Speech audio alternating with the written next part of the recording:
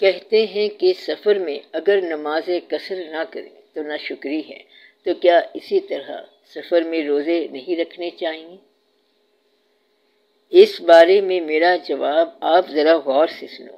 سفر کی تعریف یوں نہ کرو، کیونکہ جس پرانے زمانے کے سفر کا حکم ہے اس زمانے میں پیدل سفر کے علاوہ مشکل سے کوئی اور سفر تھا۔ اس زمانے میں اگر ہجرت کا لفظ آ جائے تو اس کا مطلب یہ ہے کہ یہاں سے وہاں پیدل دھوپ کے اندر چل کر جانا۔ آپ یہ نہ کہنا کہ ایئر کنڈیشن جہاز میں بیٹھ کر ایک رات کا سفر کر کے آپ نے سنت پوری کر لی ہے۔ مثلا یہاں سے پنڈی پیدل جانا ہے تو لوگ اپنے گناہ بخشوا کر پیدل چلتے تھے اور پھر پنڈی پہنچتے تھے۔ انسان ایک دن کے اندر 30 میل آرام سے چل سکتا ہے، اس سے زیادہ نہیں چل سکتا۔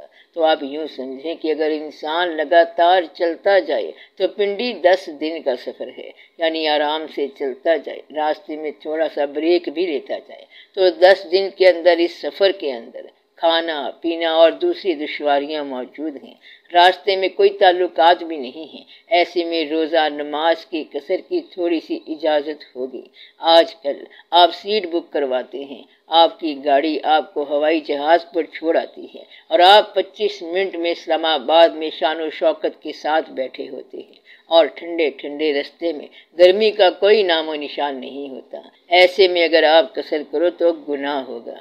تو آپ کو میں منع کر رہا ہوں، سفر میں قصر کی اجازت ہے، مگر اس کو سفر نہ کہو، بلکہ سفر وہ ہے جس میں کم از کم اتنی تکلیف ہو جتنا کہ 60 میل پیدل چلنے میں ہوتی ہے، یا تو کہیں باہر جا کر آپ کو ٹھہرنا پڑ جائے اور تکلیف ہو تو آپ مسافر بن جائیں۔ ایسے سفر کے دوران آپ مسافر نہ بنو۔ اس لیے یہ جو لوگ کہتے ہیں کہ قصر نہ پڑھنے سے گناہ ہوگا، تو اگر آپ نماز پوری پڑھ لیں گے تو گناہ نہیں ہوگا۔ آپ یہ کہیں کہ میں نے تیری نماز نہیں پڑھی، میں نے تو خدا کی نماز پڑھی ہے، اس کو یہ جواب دے دو۔ ایسا آدمی کہتا ہے کہ آپ کو معلوم ہونا چاہیے کہ ہم آپ کی نماز نہیں پڑھ رہے ہیں، بلکہ ہم اللہ کی نماز پڑھ رہے ہیں۔ ہم شریعت کی بھی نہیں پڑھ رہے ہیں، بلکہ ہم خدا کی نماز پڑھ رہے ہیں۔ اس لیے اے شخص میرے ساتھ مفتی نہ بن، کیونکہ یہ میرے اور میرے اللہ کے درمیان تعلق ہے۔ اس لیے جناب آپ درمیان سے ہٹ جاؤ، کوئی کیوں درمیان سے گزرے، اس لیے آپ کسی کو بتاؤ ہی نہ۔ ایسا آدمی کہتا ہے کہ میں ایسے کام کرتا ہی رہتا ہوں اور میری باقی زندگی بھی دوسروں کی زندگی سے تھوڑی مختلف ہی ہوگی۔ اللہ کا منشا تو یہ تھا کہ دین کی وجہ سے تمہیں تکلیف نہ ہو، اور اگر آپ کو نماز پڑھنے میں راحت ہوتی ہے تو اللہ یہ نہیں چاہتا کہ اس راحت کو روک لیا جائے۔ اللہ نے آپ کو تکلیف سے بچایا ہے کہ اگر آپ بیمار ہیں تو اور دنوں میں روزہ رکھ لینا۔ اللہ اور کس طرح آپ سے کہے کہ بات کیا ہے؟ وہ کہتا ہے کہ اگر بیماری ہے تو کسی غریب کو کھانا کھلا دو، کسی نیکسٹ ڈیز میں روزہ رکھ لینا۔ اگر آپ کو بیماری نہیں ہے تو اس کا میرے پاس کوئی جواب نہیں ہے، پھر تو آپ کو روزے رکھنے ہی پڑیں گے۔ اب میں آپ کو اس کا راز بتاتا ہوں۔ اجتماعی عبادت کا اجتماعی فارمولہ ہے اور علیحدہ عبادت کا علیحدہ فارمولہ ہے، علیحدہ تعلق کا علیحدہ قانون ہے۔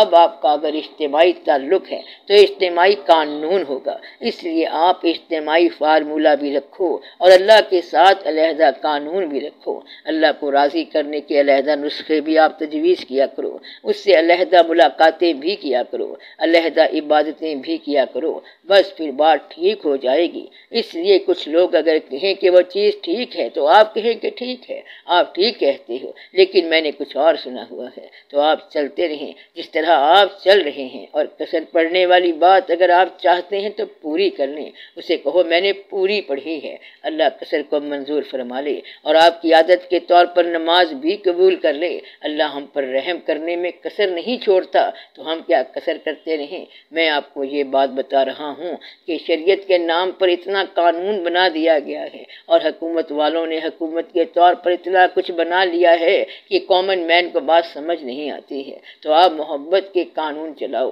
کل کو کوئی اگر یہ کہہ دے کہ مزاروں پر جانا اچھی بات نہیں ہے، یہ کتابوں میں لکھا ہوا ہے کہ تم لوگ مرے ہوئے سے کیا سیکھ کرتے ہو، جبکہ وہ تو مر گئے اور وہ تمہیں نفع نہیں پہنچا سکتے، کچھ نہیں کر سکتے، تو آپ ان سے کہیں کہ ہمیں تو وہ مرے ہوئے نہیں لگتے، ہمیں نفع بھی پہنچاتے ہیں، ہمارے ساتھ دوستی کرتے ہیں اور باتیں کرتے ہیں۔ پھر وہ کہے گا کہ ہمیں دیدار کراؤ، تو اسے کہو ہم تجھے نہیں کرا سکتے کیونکہ تمہارا اپنا طریقہ کار ہے۔ اس لیے آپ اپنی محبتوں پر کامن مین کی، عام انسانوں کی مہریں نہ لگواؤ۔ آپ کو ذاتی چیزیں ملی ہوئی ہیں، یہ آپ کی ذاتی ہیں، یہ آپ کی محبت ہے، اس کو آپ اپنے طور پر قائم رکھیں، ورنہ تو کوئی ایسا طریقہ نہیں ہے جس پر ساری قوم اتفاق کرے۔